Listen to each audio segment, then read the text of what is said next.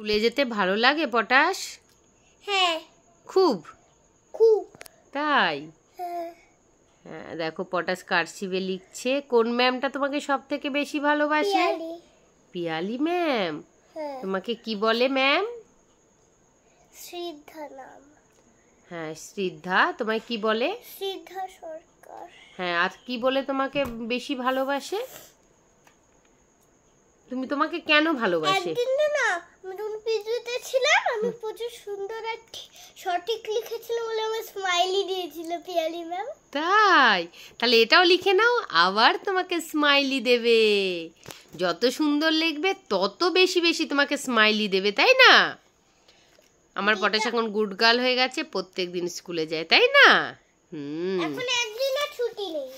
একদিনও ছুটি নেই, ও তো এখন বড় হয়ে গেছে আর স্কুলে যেতে হবে। পড়াশুনো না করলে কেউ কোনোদিন বড় হতে পারে না। পড়াশুনো করে যে গাড়ি ঘোড়া চড়ে সে। পড়াশুনো কথায় আছে না, পড়াশুনো করে সে গাড়ি ঘোড়া চড়েছে।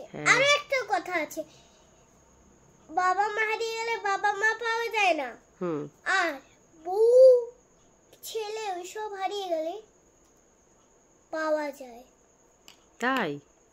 বাবা মা হারিয়ে গেলে পাওয়া যায় না বাবা মাকে, কিন্তু বউ ছেলে ওইসব সোনা গয়না ওইসব নিশ্চয়ই পাওয়া যায়।